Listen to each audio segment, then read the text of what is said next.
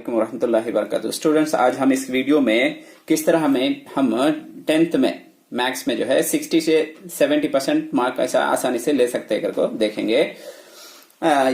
ये वीडियो जो है एवरेज स्टूडेंट के लिए है। ब्राइट स्टूडेंट जो है पूरा पढ़ना है।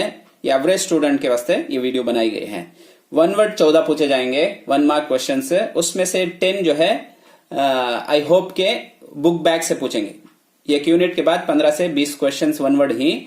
तुम्हें क्या करना, पूरे को पूरा भी डेली एक एक दो दो यूनिट करको प्रैक्टिस कर लेते हो। इम्तिहान तक तुम्हें कैसा भी 10 मार्क्स हासिल कर ले सकते। 14 में से 10 मार्क्स 4 में जो है अंदर से पूछेंगे, वो भी अटेंड कर सकते हैं। लेकिन अब क्या करना, ये सवाल आया तो इसका ये जवाब करको मगअप भी कर ले सकते। मगअप करना सही नहीं है, लेकिन अब शॉर्ट टाइम है, इम्तिहान 1 तारीख से शुरू होने वाला है, इसके वास्ते ये तरीका बताता हूं।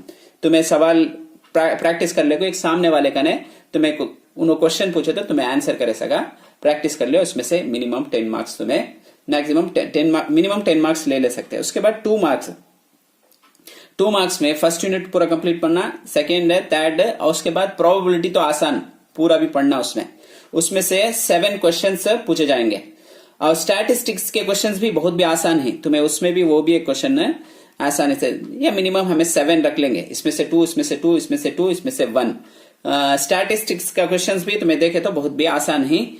दूसरे यूनिट्स के भी एक दो देख ले सकते हैं, लेकिन नहीं, यहाँ को हमें कम से कम जो है 7 कर रख लेते, भी 7 2 14 मार्क्स ले सकते। उसके बाद 5 मार्क्स देखेंगे। 5 मार्क्स क्या है, first unit, second unit, third unit, watch unit, उसके बाद प्रोबेबिलिटी। इसमें से कैसा भी तुम ना, ये पूरा बड़े यूनिट्स है। इसमें क्या है तो इसमें से 2, इसमें से 2, इसमें से 2, इसमें से 1, 7 क्वेश्चंस पूछे जा सकते हैं।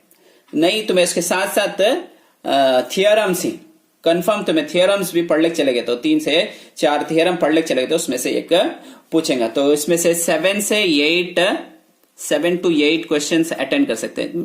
फॉर एग्जाम्पल हमें 7 इच रख लेंगे, 7 5 35 मार्क्स इसमें से, राइट क्या।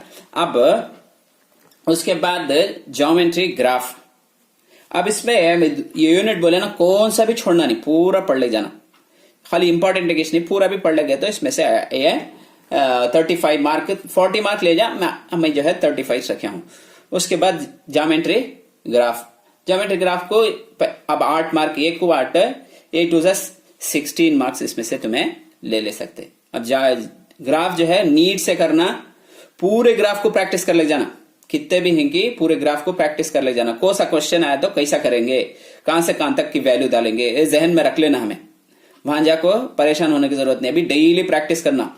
1 वर्ड ये पूरा प्लान कर ले को प्रैक्टिस करना। उसके बाद ग्राफ में वैसा ग्राफ में उसमें स्केल आता नहीं क्या, ऊपर पैमाइश वो पूरा लिखना, उसके कर्व बराबर है क्या, उसके पॉइंट्स बराबर हैं क्या, वो पूरा बराबर एक बार कहां वो कर्व कट होता, उसके पॉइंट्स क्या, वो पूरा लिखने के प्रैक्टिस कर लो। उसके बाद नीट से करना।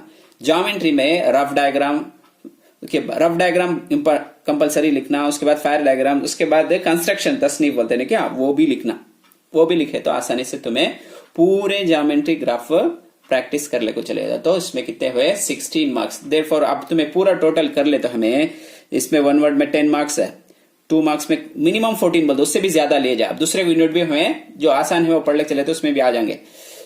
ये आपको 35 मार्क। उसके बाद इसमें 16 मार्क पूरा ऐड करे तो कितना होता है देखो, 10 15 75 मार्क।